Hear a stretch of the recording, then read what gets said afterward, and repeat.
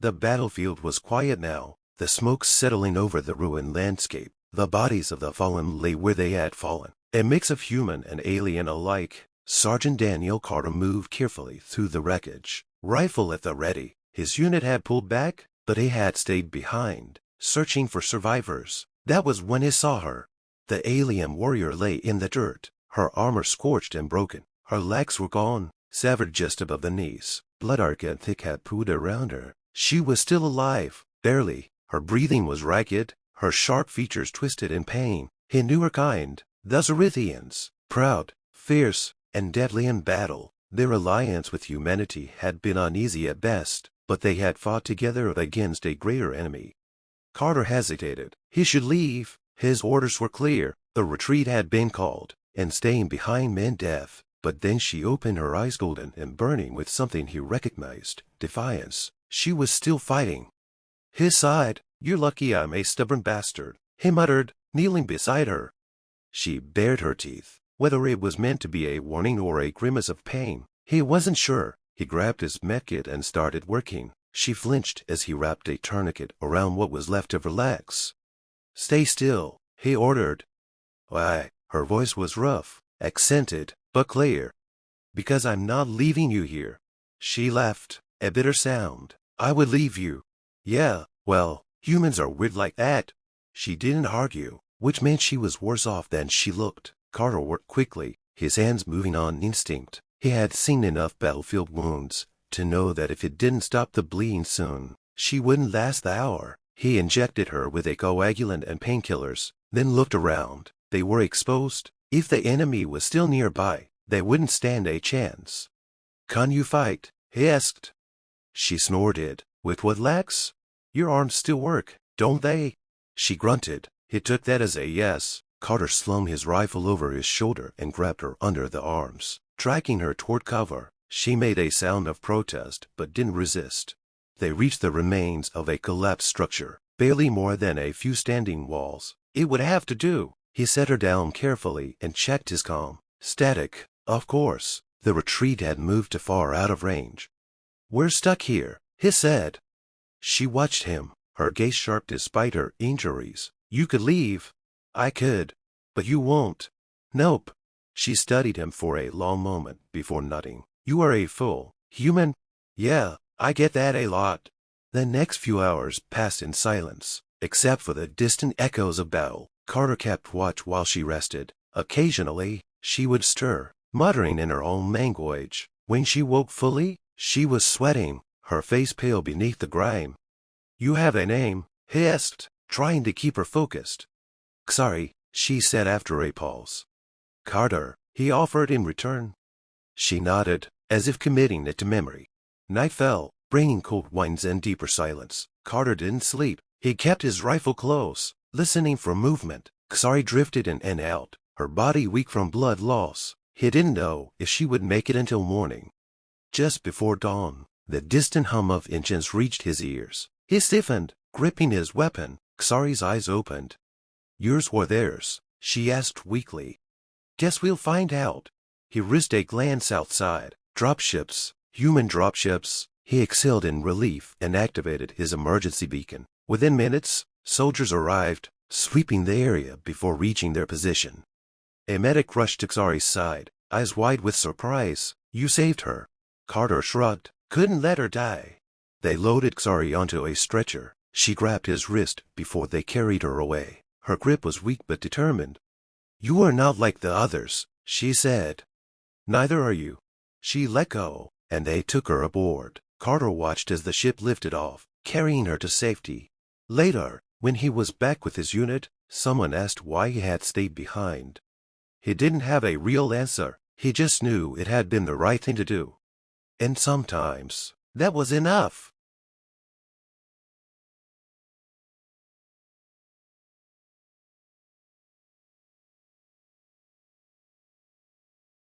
The battlefield was quiet now, the echoes of war fading into the distance. Smoke curled into the sky, and the ground was littered with debris, shattered weapons, broken armor, and bodies, both human and alien. Sergeant Daniel Carter moved cautiously, his rifle raised, scanning for survivors. His squad had pulled back hours ago, but he stayed behind, searching. It was against orders, but he couldn't leave in it yet. He had seen something before they evacuated. A body, moving slightly, struggling. As he approached, he saw her, an alien warrior, one of the Kari. Her dark red skin was covered in dust and blood. Her black armor cracked, and her breathing was ragged. But what struck him the most was the lower half of her body. Her legs were gone, severed at the thighs. The wound had been cauterized, likely by the plasma blast that had taken her down. Her golden eyes flickered open as he knelt beside her. A weak, defiant snarl left her lips, though she had no strength to fight. "Easy," Carter said, lowering his weapon. "I'm not here to hurt you." She didn't reply, just stared at him with pure hatred. The Kari were proud warriors, trained from birth to see humans as enemies. He had fought them for months, watched his friends die at their hands. He should have left her, but he couldn't. "Damn it," he muttered, "you're still alive." He pulled a medkit from his pack. The Kari had different biology, but he had seen their wounded before. He could slow her bleeding, stabilize her. She tried to shove his hand away, but she was too weak. "Go," she rasped in her own tongue. "Leave." Carter ignored her and pressed a field dressing against her wounds. "Not happening." She hissed in pain, but didn't resist further. He worked quickly, sealing the wounds as best he could. The battlefield was abandoned, but it wouldn't stay that way for long. Scavengers, drones, maybe even enemy troops would return. He had to move. "You're coming with me," he said, slinging his rifle across his back. She let out a short, bitter laugh. "I can't walk, human." "I noticed," he grunted, lifting her onto his back. She was lighter than he expected, but still heavy and full armor. She stiffened at the contact, but she was too weak to fight. "You're a fool," she murmured. "Yeah, I get that a lot." Carter moved fast, keeping low, navigating the ruined cityscape. The Kari had hit them hard, but the humans had struck back just as fiercely. The streets were filled with craters, burned-out vehicles, and collapsed buildings. They didn't speak as he carried her. He could feel her shallow breaths against his neck. He knew she didn't trust him, but she wasn't in a position to argue. Hours passed. He stopped only to check his bearings and give her water. She drank without complaint, though her eyes remained wary. Eventually, he found shelter in an abandoned building. It was risky, but he needed to rest. He sat her down gently. She shifted uncomfortably, clearly hating her helplessness. "Why?" she asked at last. "Why what?" "Why didn't you leave me?" Carter leaned back against the wall, wiping sweat from his brow. "I don't know. Maybe because I've seen too many people die already." He glanced at her. "Maybe because you're not dead yet." She studied him for a long moment. Then, to his surprise, she gave a slow nod. "You are strange, human. I've been called worse." The night passed without incident. By morning, Carter had a plan. He knew of a hidden extraction point where human forces might still have a presence. It was a long shot, but it was their best chance. The journey was brutal. Carter was exhausted, his muscles screaming, but he pushed forward. The Kari woman whom he learned it was named Rav and grew quieter. Watching him was something that was no longer just suspicion. Finally, as the sun dipped low, Carter spotted movement ahead. Human soldiers. He exhaled in relief and raised his free hand. "Don't shoot. Friendly." The soldiers hesitated, weapons trained on him and on Raven. "What the hell is that?" one of them demanded. Carter didn't stop. "She's a prisoner. Wounded. I'm bringing her in." The commanding officer stepped forward, eyes narrowing. "You carried a Kari across the battlefield."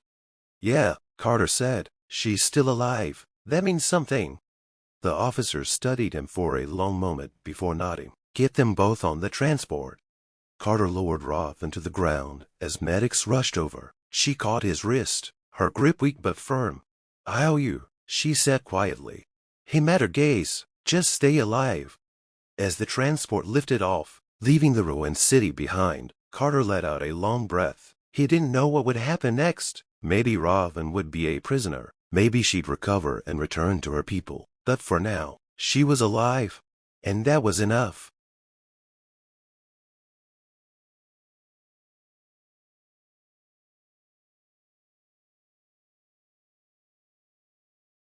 The battlefield was silent, except for the distant echoes of gunfire and the hum of burning wreckage. Sergeant Adam Cole crouched behind a shattered rock. his rifle clutched in his hands. The enemy had pushed them back, and the command had ordered a retreat. Most of his squad had already fallen back to safer ground, but Adam had heard something a faint, cane sound coming from the debris. He moved cautiously, stepping over the twisted bodies of both human and alien soldiers. Then he saw her. She was a Zalari, one of the fiercest warriors in the galaxy. Their kind were taller than humans, built for battle, with razor-sharp claws and skin like armored plates. This one was badly wounded. Her lower legs were gone, torn apart by an explosion. Deep gashes ran along her arms and torso. Blood thick and dark purple pooled beneath her. Her breathing was shallow, but her eyes were still fierce. Adam hesitated. The Zalari were supposed to be humanity's allies, but the war had forged no true friendships. Most humans still viewed them as monsters. Maybe that was why the others had left her behind. She looked at him with a mixture of pain and defiance. "Go," she rasped. "I am finished."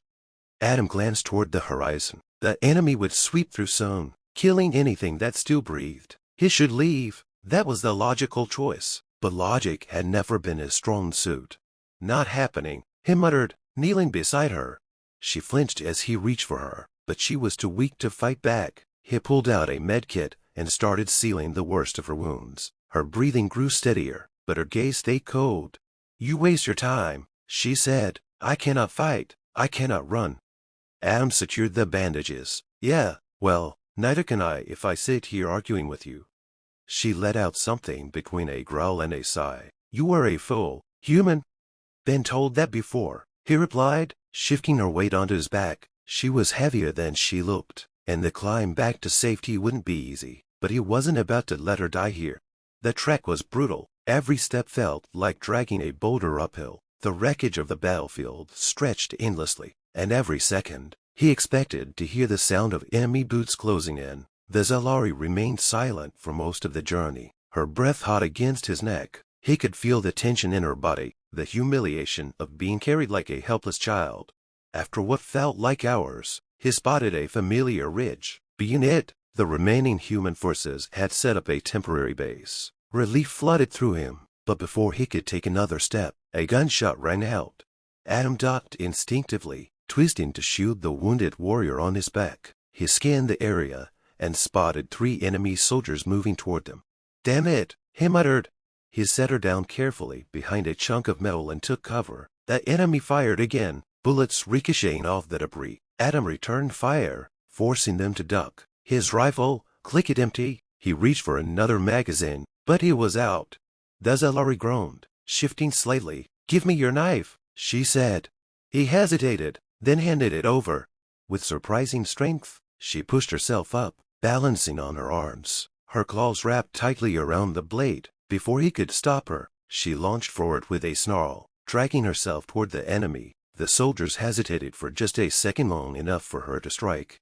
The first man went down with a gurgling scream as she slashed his throat. The second raised his weapon, but Adam lunged forward, tackling him to the ground and slamming his fist into the man's face. The third tried to flee, but the Zalari flung the knife, embedding it deep into his back. Silence followed. Adam panted, looking at her in shock. She was bleeding again, but she still held herself tall. Her sharp teeth bared in something close to a grin.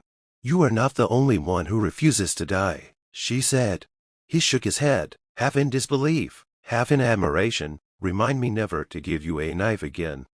By the time they reached the base, the Zalari had lost consciousness. Medics rushed forward, hesitating only briefly when they saw her. Adam stayed by her side as they worked, watching as they stabilized her. Days passed, and when she finally woke in the medical bay, she turned her head to see him sitting beside her bed. "You are still here?" she asked. Adam smirked. "You saved my ass back there. Figured I owed you." She studied him for a long moment before nodding. "You fought for me when no other would. You carried me when I could not stand. That is not easily forgotten." He leaned back, stretching. "Good to know." A slow, almost reluctance might cross her face. "Perhaps humans are not all as weak as I thought." He chuckled. "And maybe Zalari aren't all as terrifying as we thought." Her eyes gleamed. "Do not be so sure, human." For the first time since the war had begun, Adam felt something unfamiliar, a connection beyond duty or survival. Maybe, just maybe, There was hope for something more.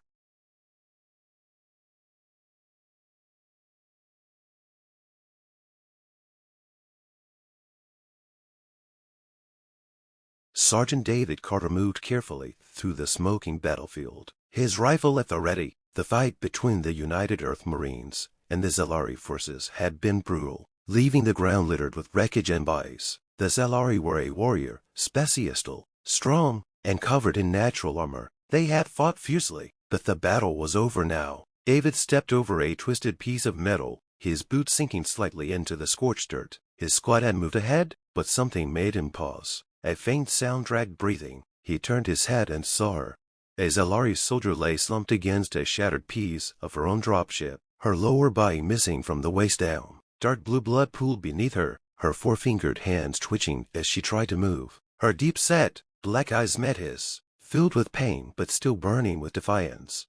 She was supposed to be his enemy. His orders were clear: secure the area, eliminate any threats, move forward. A Zelari warrior in this condition was no threat. She was dying. The right thing, easy thing, was to walk away. But David couldn't do it. He lowered his rifle and crouched beside her. "Can you hear me?" he asked. Her breathing was rough, but she managed a weak nod. "You're not gonna last long without help," he said. "But if you let me, I can try." She stared at him, eyes narrowing. "Why would a human help me?" Her voice was strained, thick with an accent, but understandable. David exhaled, shaking his head. "Because I wouldn't leave a wounded soldier behind, no matter what species they are." For a long moment, she said nothing. Then, finally, she gave a single nod. David acted quickly, pulling a field medkit from his pack. He applied a clotting agent to her wounds, trying to stop the bleeding. She gritted her sharp teeth, but didn't cry out. "Tough as hell." "You got a name?" he asked as he worked. "Kashara," she muttered. "All right, Kashara, just hold on." The distant sound of gunfire and explosions told him that the battle had moved away from this area. His squad was long gone. If he stayed, he'd be stranded behind enemy lines. But he had already made his choice. Kashara's breathing was unsteady. She was strong, but even a Zelari couldn't survive this without real medical treatment. He needed to move her. "This is gonna hurt," he warned. Kashara only gave a short nod. David lifted her carefully, gritting his teeth as he adjusted her weight. Zelari were heavier than humans, their bodies dense with muscle and armor-like plating. He forced himself to move, carrying her toward the wreckage of an old human transport ship nearby. If he could get the emergency beacon working, maybe someone would pick up their signal. Kashara was silent for most of the journey, but after a while, she spoke. "You are a warrior. Why risk yourself for me?" David adjusted his grip, feeling sweat drip down his face. "Because war isn't personal. We fight because we have to. But that doesn't mean I have to let someone die when I can stop it." She was quiet for a moment. "I was told humans were ruthless, that you would kill us without hesitation." "Funny," David said with a small grin. "I heard the same thing about you." Kashara let out a weak chuckle, but it quickly turned into a pain cough. David moved faster. Reaching the wreck, he set her down carefully and searched for the emergency beacon. The console was half buried under debris, but after several minutes of effort, he managed to power it up. The signal was weak, but it was something. Kashara's breathing had become more labored. He knelt beside her. "Stay with me, Kashara. Help is coming." Her eyelids flickered. "You believe your people will save me." David held her hand, gripping it tightly. "I won't let them do anything else." Minutes stretched into an hour, but then, against all odds, a response came through. A Marine rescue team was inbound. When the dropship finally arrived, the medics rushed to David first, but he waved them away. "Help her first," he insisted. The team hesitated, glancing at each other. One of the officers stepped forward. "Sergeant, she's the enemy." David stood firm. "She's a soldier, like us, and I don't leave soldiers behind." There was a long silence. Then, finally, the medics moved. They stabilized Kashara, lowering her onto the ship alongside David. As they lifted off, Kashara turned her head toward him, her dark eyes filled with something, new respect. "You are different from what I expected. Human," she murmured. David gave her a tired smile. "So are you." As the ship carried them away from the battlefield, he let out a breath of relief. Kashara had a chance now. And maybe, just maybe, this was the first step towards something better than war.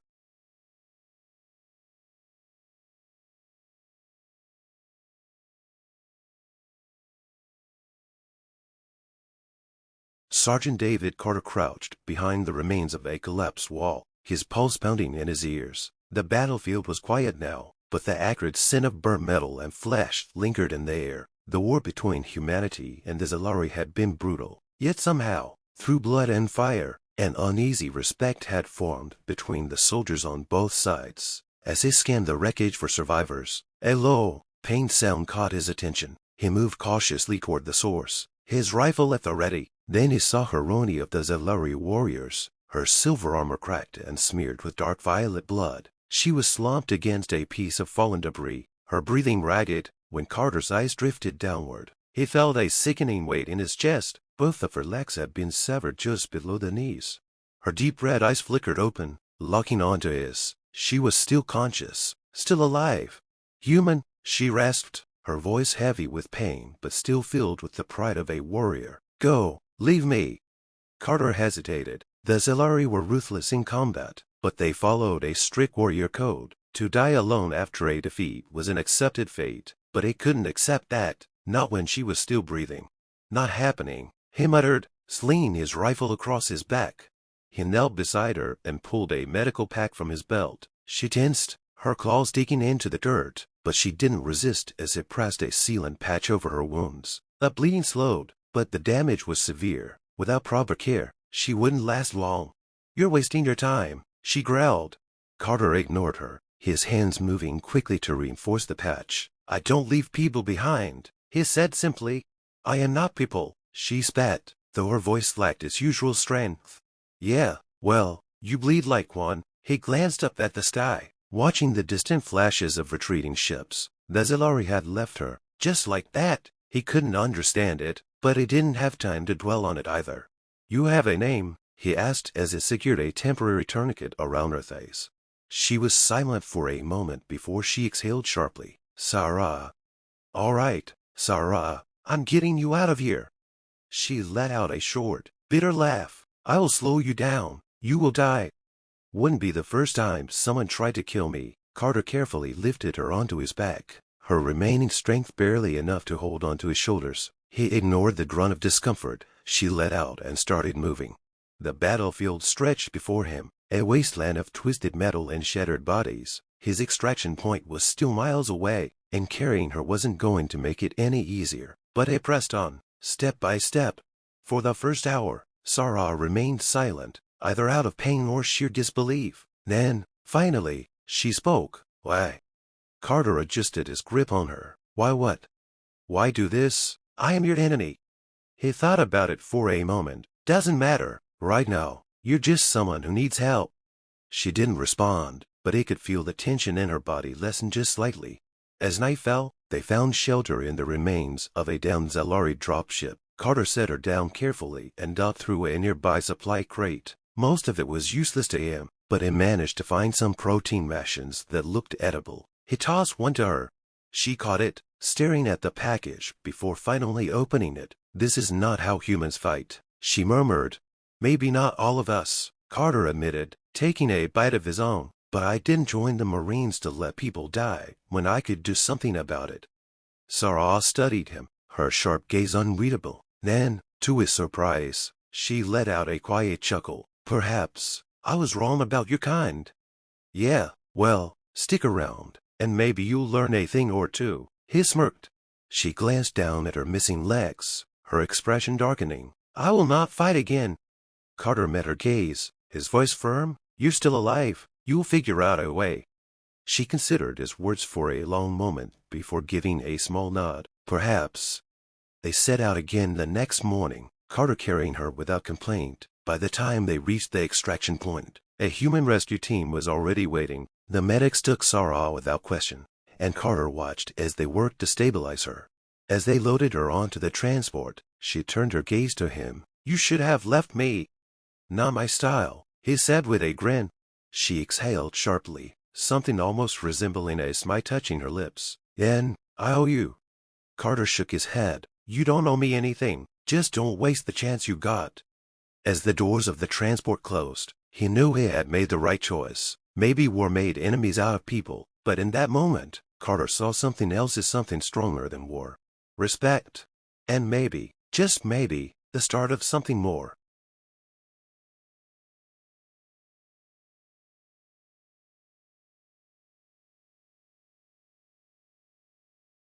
The battlefield was quiet now, but only because most of the fighting had moved farther south. Smoke still clung to the air, mixing with the scent of blood and burning metal. Sergeant David Carter crouched behind the remains of a collapsed building, scanning the area. His unit had been ordered to pull back, but something made him stay. A sound weak, almost a whisper had caught his attention. He moved carefully, rifle at the ready, until he found the source. It was an alien soldier, a Zalari. She was slumped against a broken wall, her armor cracked and blood pooling beneath her. Her legs were gone, severed just above the knees. The Zalari were fierce warriors, taller and stronger than humans, with dark, scaled skin and sharp, reptilian features. But right now, she looked small, fragile.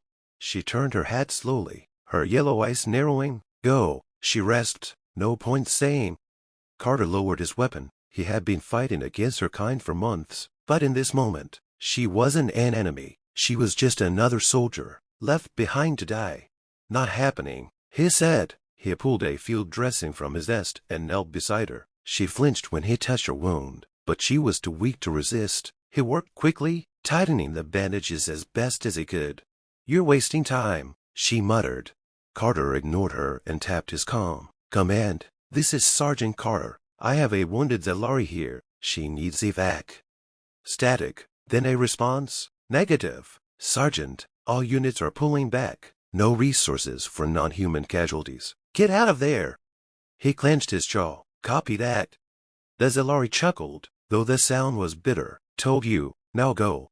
Carter glanced at the darkening sky. Night was coming, and with it, the enemy patrols. If he left her, she wouldn't last an hour. He exhaled sharply and made a decision. What's your name? He asked. She blinked at him, surprised. Sarah. All right, Sarah, I'm Carter, and we're getting out of here. She gave a weak, humorless laugh. I can't walk. I noticed. He adjusted his grip on his rifle and scanned the area. I'll carry you. Before she could argue, he lifted her onto his back, securing her arms around his shoulders. She hissed in pain, but didn't fight him. He started moving, keeping to the shadows, stepping over rubble and bodies alike. You're insane, she muttered against his shoulder. Probably, he said. The trap was slow. Carter's muscles burned from the extra weight, but he pushed forward. Every so often, he stopped to listen for enemy movement. The Zalari were known for their advanced tracking, and if they found them, they'd kill him on sight. Sarah was silent for most of the journey, but after a while, she spoke. Why are you doing this? Because leaving someone to die isn't what I signed up for, he said simply. She was quiet again, but this time, it felt different. After what felt like hours, Carter finally spotted the outskirts of the human-controlled zone. The sight of friendly patrols filled him with relief, but as he approached, the soldiers raised their rifles. Sergeant Carter, put the Zalari down, one of them ordered. Carter didn't stop. She's wounded. She's not a threat. She's the enemy, another soldier snapped. Carter carefully set Sarah down, but he stepped in front of her, raising his hands. She's a soldier, just like us, and I didn't haul her all this way just to let you kill her. There was a tense silence. Then, an officer stepped forward, looking Carter up and down. You disobeyed orders, Sergeant. Carter held his ground. Yes, sir. The officers looked past him, studying Sarah. Then, to Carter's surprise, he sighed. Get her to the medics. Carter exhaled, tension easing from his shoulders. He turned to Sarah. Her eyes were filled with something, unreadable shock, maybe even gratitude. Guess I owe you, human, she murmured. He smirked. I'll collect on that later. As the medics arrived, Carter watched as they carefully lifted Sarah onto a stretcher. The war wasn't over, and he knew there were still battles to fight. But for now, he had done the right thing, and that was enough.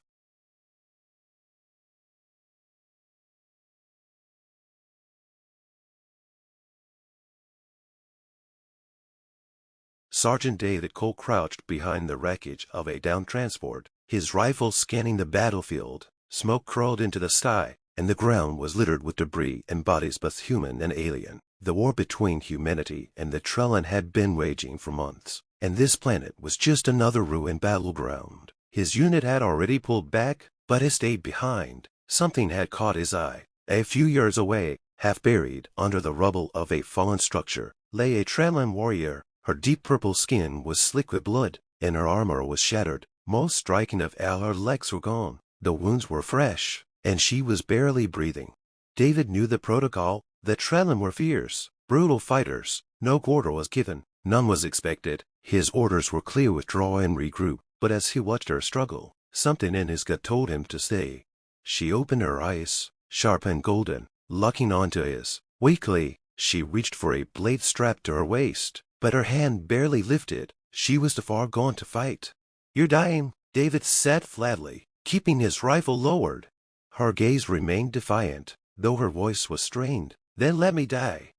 David exhaled, shaking his head. "Not today." Ignoring the voice in his head telling him to leave, he slung his rifle over his shoulder and stepped closer. Her breathing hitched, but she didn't have the strength to stop him. Carefully, he dug into his medpack, pulling out a field dressing. The damage was severe. Her legs had been severed just above the knees, cauterized by the heat of an explosion. She should have been dead already, but Trellin physiology was tough. "This is going to hurt," he muttered, applying a coagulant spray. She hissed but didn't cry out. He wrapped the wounds as best he could, working quickly. "Why, help," she rasped, her voice barely audible. David didn't have an answer. Maybe it was because she was helpless. Maybe it was because he wasn't willing to let someone die when he could stop it. "Because I can," he finally said. She stared at him for a long moment before her eyes fluttered shut. David glanced at the sky. The enemy had retreated, and his own forces were long gone. He was stranded with an injured alien who, under any other circumstances, would have tried to kill him. His radio crackled, but the signal was weak. No way was command sending a rescue for one soldier when they thought he was already gone.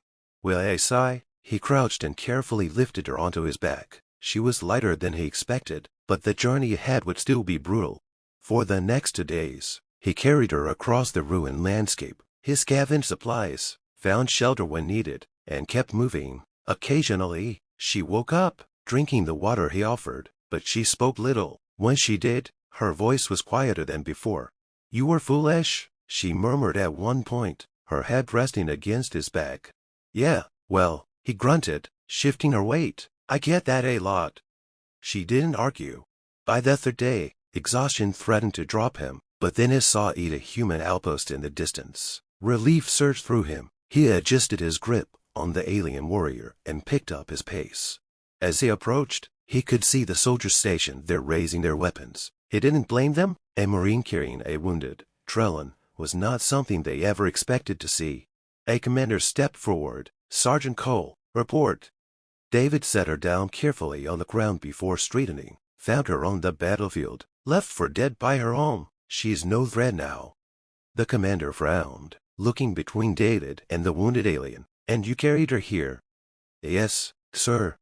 Silence stretched before the commander sighed. "Damn fool move, Cole." He waved to the medics. "Get her patched up. Command will decide what to do with her."